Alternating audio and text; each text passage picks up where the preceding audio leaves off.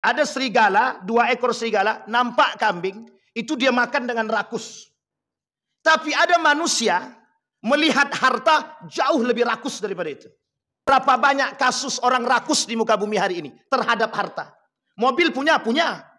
Rumah punya. Istri punya. Apa yang dia tak punya? Tak ada yang tak boleh punya. Semua dia punya. Cuma mengapa terus mengambil? Mengapa terus mencari? Karena tidak ada rasa puas dan qanaah dalam diri. Kerusakan di muka bumi ini bukan disebabkan oleh agama, tapi disebabkan ulah manusia itu sendiri. Maling siapa? Manusia. Yang korupsi siapa? Manusia. Yang melakukan perbuatan curang siapa? Manusia. Yang melakukan yang membenarkan yang salah siapa? Manusia. Menyalahkan yang benar? Manusia. Yang menghalalkan yang haram? Manusia. Yang mengharamkan yang halal? Manusia. Semua manusia. Artinya apa? Kerusakan di muka bumi ini disebabkan oleh ulah manusia sendiri. Aman, kata Nabi, akan muncul kemungkaran dan kemungkaran tersebut merajalela. Bahkan kemungkaran yang merajalela itu oleh sebagian orang-orang yang beriman, mereka diam dan tanpa ada komentar sedikit.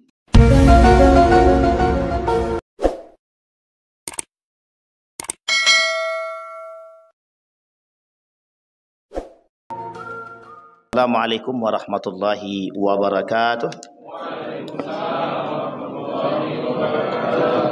Alhamdulillahi rabbil alamin wa bihi nasta'inu ala umurud dunya waddin wassalatu wassalamu ala asyrafil anbiya'i wal mursalin wa ala alihi wa sahbihi ajmain. Allahumma salli wa sallim wa barik ala hadha nabiyil karim. Allahumma salli ala Muhammad wa ala ali Muhammad fil alamin innaka Hamidum Majid. Ya ayuhan nasu taqu rabbakumul ladzi khalaqakum min nafsin wahidah wa khalaqa minha zawjaha wa batha minhuma rijalan katsiran wa nisaa'a wattaqullaha alladzi tasaaluna bihi wal arham innallaha kana 'alaikum raqiba. Puji syukur kehadirat Allah dengan mengucapkan alhamdulillahirabbil alamin, berselawat kepada Nabi dengan mengucapkan Allahumma shalli ala Muhammad wa ala ali Muhammad fil alamin innaka Hamidum Majid. Bapak Ibu sekalian yang berbahagia, di zuhur ini saya ingin mengangkat satu judul. Judulnya sederhana saja, judulnya rakus. Judulnya rakus. Tahu Bapak Ibu artinya rakus? Baik. Tapi ini harus bersepakat dulu, jangan ada tersinggung.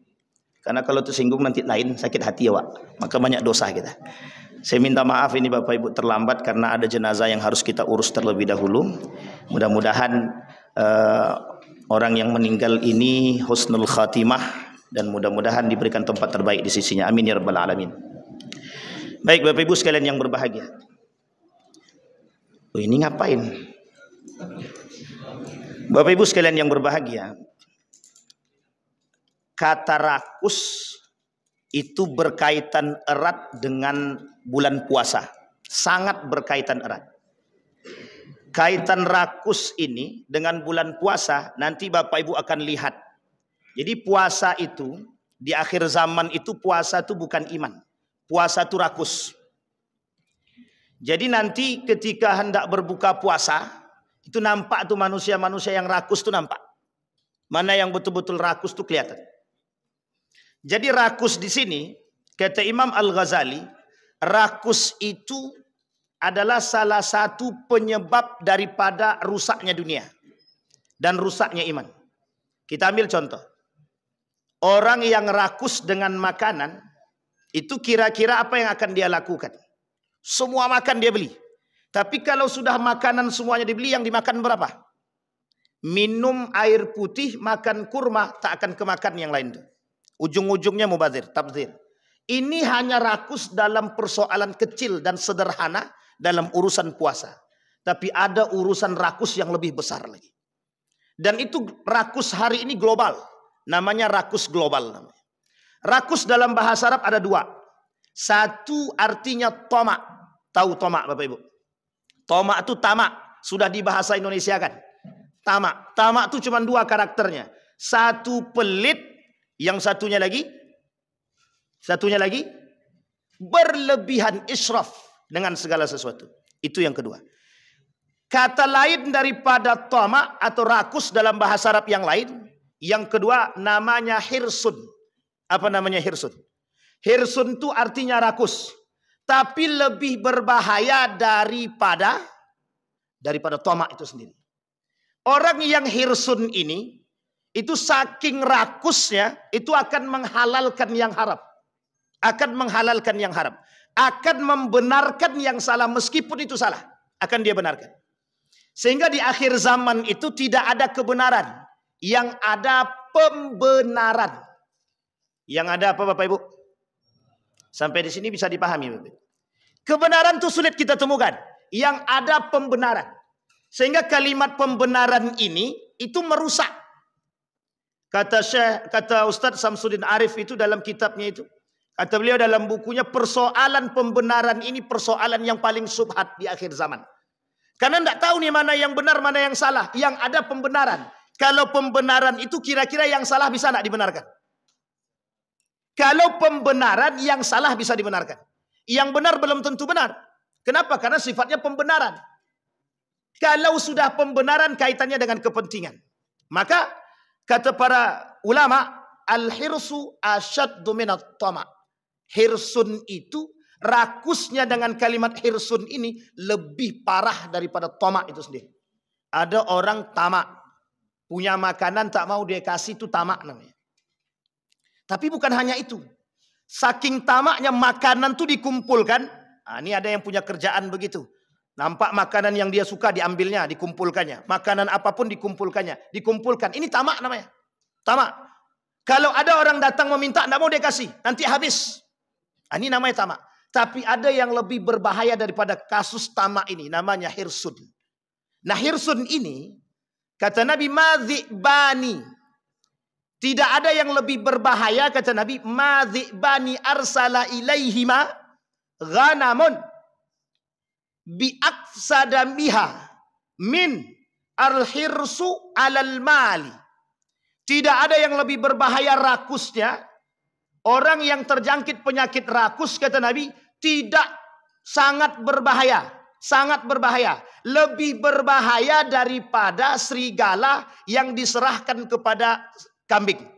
Ada serigala, 2 ekor serigala, nampak kambing, itu dia makan dengan rakus. Tapi ada manusia melihat harta jauh lebih rakus daripada itu. Ini saya tak kemana-mana, tapi harus saya sampaikan. Karena kata Nabi begitu. Kenapa? Karena yang membuat merusak manusia itu dunia. Hubbud dunya ra'su kulli khati'atin, kata Nabi. Cinta dunia itu merusak segalanya. Pertanyaannya adalah, seberapa banyak kasus orang rakus di muka bumi hari ini terhadap harta? Mobil punya.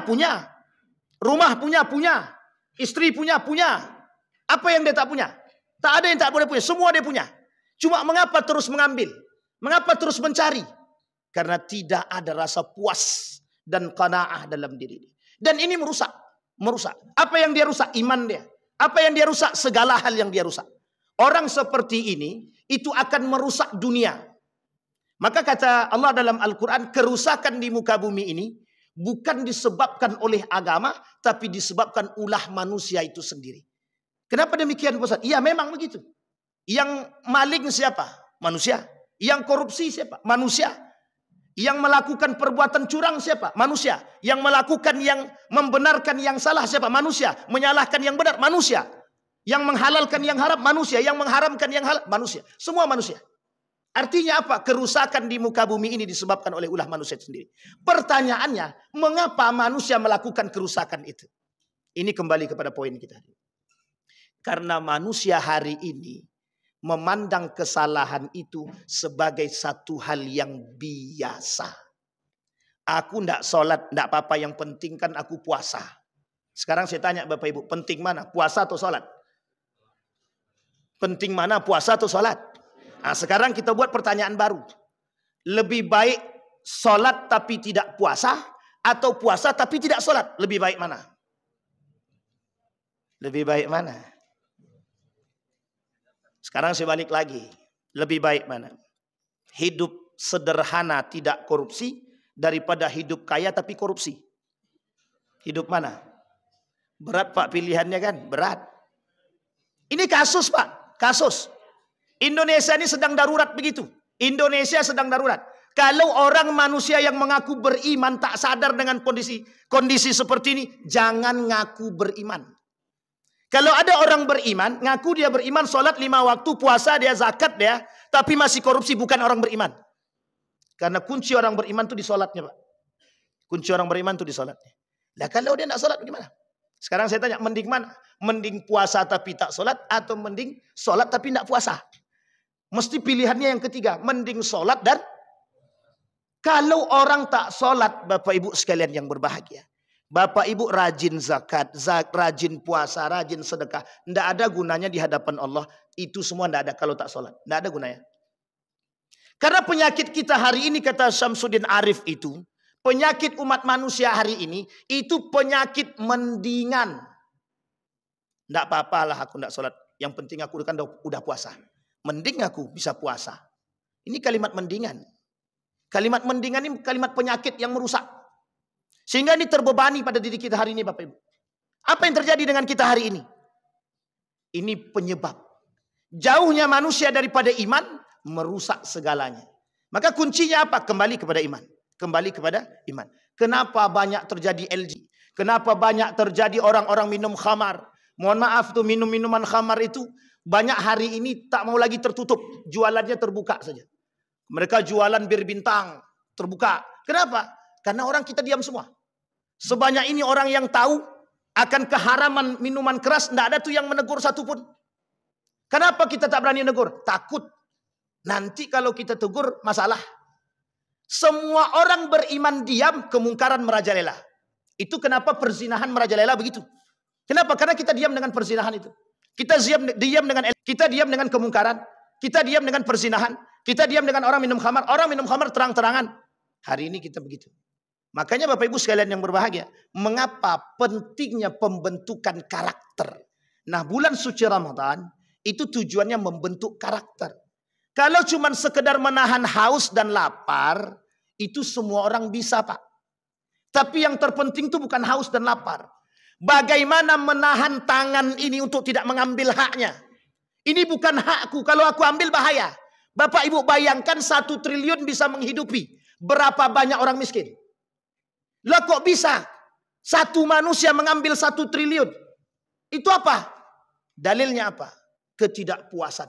Dalilnya apa? Kepentingan. Dalilnya apa? Hawa nafsu. Dalilnya apa? Rakus. Manusia-manusia seperti ini rakus. Kenapa? Kalau dia berbicara dengan iman, tidak mungkin dia lakukan. Tidak akan mungkin dia lakukan. Maka Bapak Ibu sekalian yang berbahagia, Ramadan pembentuk karakter. Jangan sampai tangan ini kelak yang menjadi saksi. Innas sam'a wal absar wal fuad kullu ulaika kana anhu mas'ula. Besok bertanggung jawab. Si fulan, kau korupsi apa tidak? Tidak ya Allah. Yang ngomong bukan lidah, yang ngomong tangan. Apa kata tangan? Ya, aku melakukan. Coba bayangkan, berat apa tak berat? Cuman kan orang sekarang berpikiran sederhana saja. Itu kan di akhirat. Ntar juga bisa tobat. Kalau hidup. Kalau hidup. Ini namanya penyakit murji'ah namanya. Ada nama kelompok namanya murji'ah. Yang memudah-mudahkan dosa. Nah ini kata Imam Al-Ghazali. Orang seperti ini sedang meremehkan dosa. Orang yang meremehkan seperti ini kata Imam Al-Ghazali. Orang yang tertipu dengan dunia. Sampai di sini bisa dipahami Bapak Ibu. Kalau agak keras sampaikan aja Bapak Ibu. Agak keras sekali lah, itu tidak apa-apa. Biar kita semua sadar juga kan. Karena Bapak Ibu sekalian yang berbahagia, nggak usah jauh-jauh Bapak Ibu. Riau ini sedang darurat. Darurat kemungkaran. Sebutlah darurat itu 3 saja. Nggak usah banyak-banyak. Kalau saya sebutkan banyak, malu kita Riau Pak. 1, narkoba, LG dan perzinahan. Bapak Ibu, persoalan LG ini itu persoalan serius. Setiap hari kami ditelepon orang tua. Apa kata orang tua? Ustadz, anakku terjangkit penyakit gay ini Pak Ustadz. Gimana cara menyembuhkannya? Bapak Ibu, saya tanya sama Bapak Ibu, bagaimana cara menyembuhkan penyakit gay? Kami bertemu dengan salah seorang dokter yang ahli di bidang itu, yang selalu menangani itu. Rata-rata yang melakukan perbuatan demikian tidak lama umurnya itu mati. Karena penyakit yang terjangkit. Apa penyakit yang terjangkit? Banyak Pak penyakitnya Pak. Tapi kenapa kok setiap hari ada kasus tentang LGBT? Di Riau. Nomor 1 terbesar. Kota nomor 1 terbesar. Dengan penyakit LGBT. Sumbar. Riau dekat dengan Sumbar. Dekat Pak. Coba bayangkan. Artinya apa? Kembali kepada poin tadi. Apa poinnya? Kembali kepada persoalan. Kelak di akhir zaman kata Nabi. Akan muncul kemungkaran-kemungkaran. Dan kemungkaran tersebut merajalela. Bahkan kemungkaran yang merajalela itu oleh sebagian orang-orang yang beriman, mereka diam dan tanpa ada komentar sedikit pun. Kenapa? Karena satu, mereka berpikir akan diri mereka masing-masing. Saya berpikir tentang iman saya, Bapak Ibu berpikir tentang iman masing-masing. Maka disinilah kata Kunto Wijoyo, tak lagi saatnya umat mukmin itu iman sendiri-sendiri. Namanya social piety. Sekarang saya tanya Bapak Ibu, ada ndak saudara-saudara Bapak Ibu yang melakukan kemungkaran? Berani ndak kita menyampaikan kepada mereka? Ad-din an-nasihah, kata Nabi. Agama itu nasihat. Nasihat untuk siapa? Liman lillahi, untuk Allah. Wali rasulihi, untuk rasulnya. Wali kitabihi, wali a'immatil mursalin wa ammatuhum.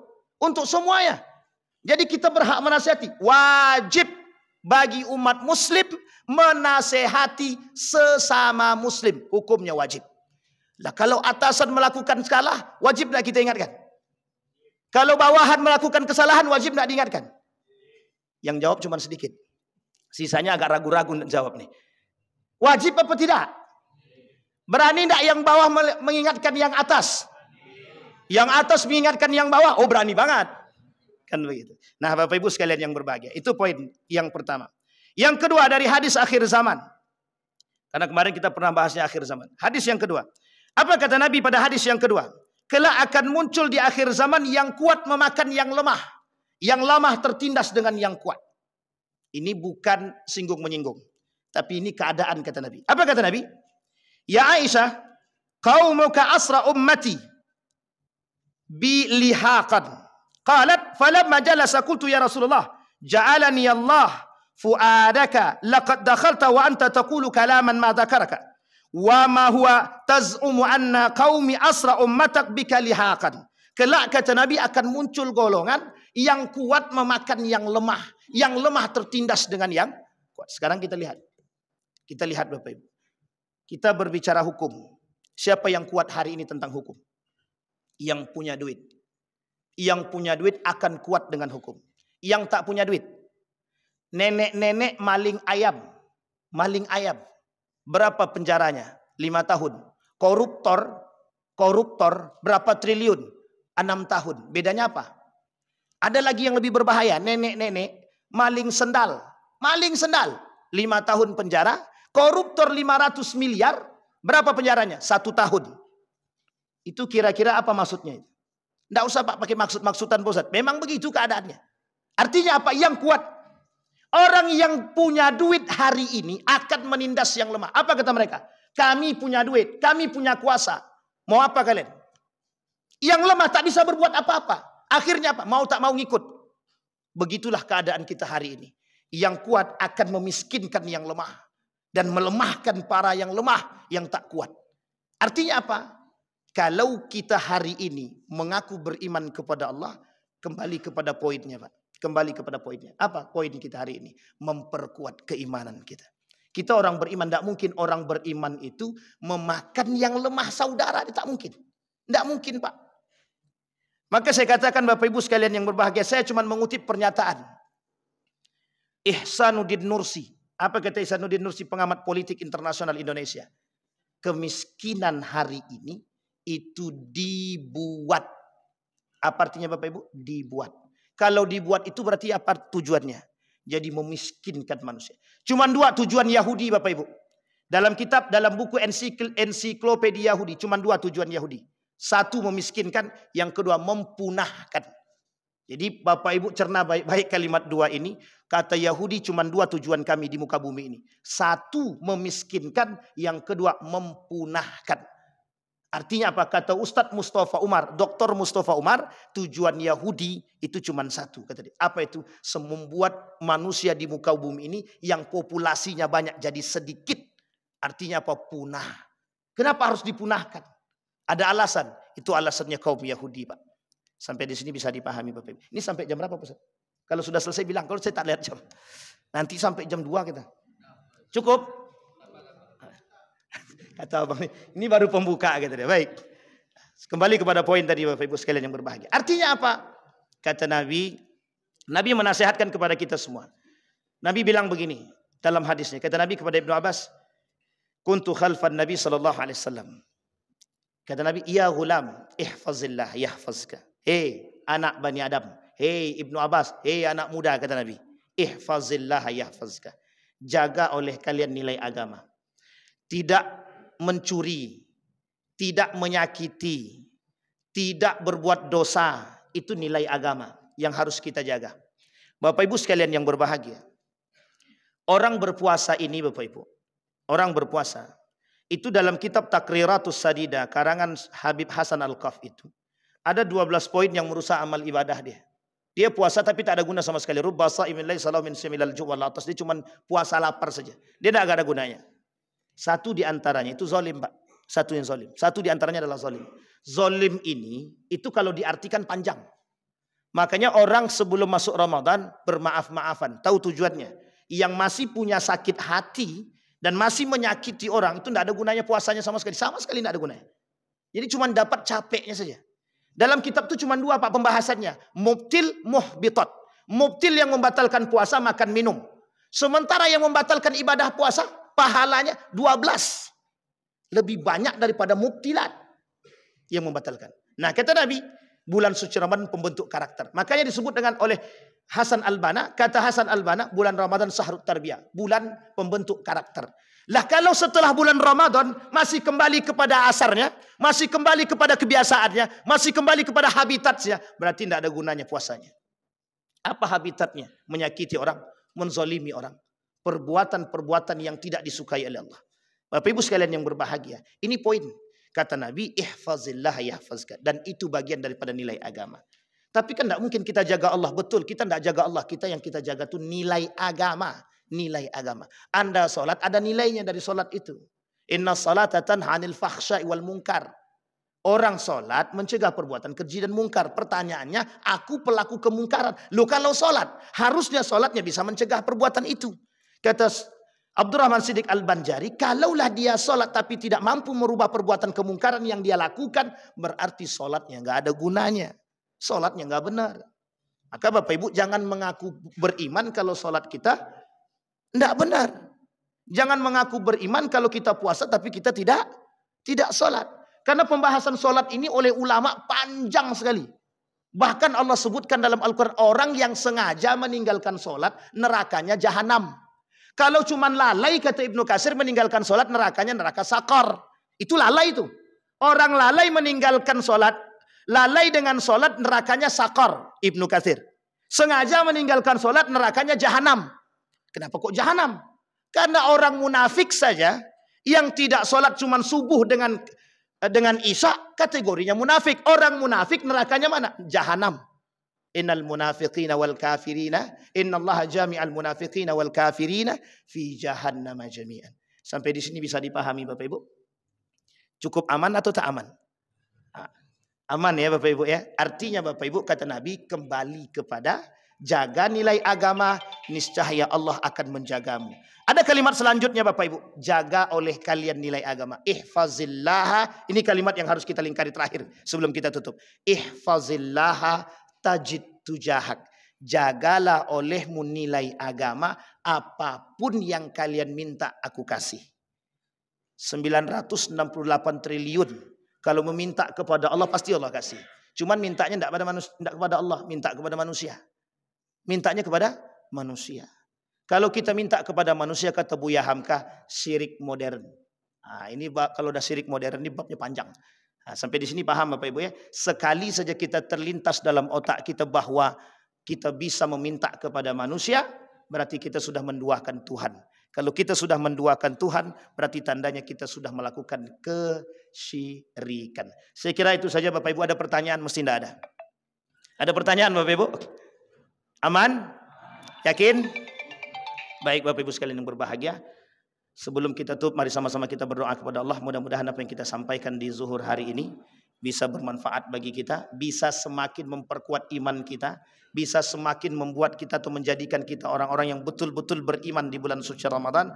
Mudah-mudahan kelak Ramadan kita menjadi Ramadan penuh berkah dan husnul khatimah, dan tak kembali kepada kesesatan dan kemungkaran. A'udzubillahi minasyaitonirrajim. Bismillahirrahmanirrahim. Alhamdulillahirabbil alamin, hamdan syakirin, hamdan naimin, hamdan yuwafi ni'amahu wa yukafi'u mazidah. Ya Rabbana lakal hamdu kama yanbaghi li jalali wajhikal karim wa 'azim sultanik. Allahumma salli ala Muhammad wa ala ali Muhammad fil alamin innaka Hamidum Majid. Ya Hayyun ya Qayyum ya Fattah ya Alim ya Aziz ya Ghaffar ya Rabbal alamin. Allahumma faqihna fid din wa 'allimna ta'wil. Allahumma ij'al tajammu'ana tajammu'an marhumah waj'al tafarruqana min ba'dihi tafarruqan ma'sumah. Allahumma ighfir lana dhunubana wa kaffir 'anna sayyi'atina wa tawaffana ma'al abrar. Allahumma akhtibna bi husnil khatimah wa la takhtibna illa bi husnil khatimah. Allahumma a'idna ala dhikrika wa syukrika wa husna ibadatik. Allahumma ansur man nasara ad-din wa akhdhul man khadhala al-muslimin. Allahumma ansur ikhwanana al-mujahidin fi Palestin wa fi Gaza wa fi kulli makan. Allahumma dammir al-yahud. Allahumma ahlikil kafarata wal mubtadi'ata wal musyrikin a'da'aka a'da' ad-din. Rabbana atina fid dunya hasanah wa fil akhirati hasanah wa qina azaban nar. Walhamdulillahi rabbil alamin. Assalamualaikum warahmatullahi wabarakatuh.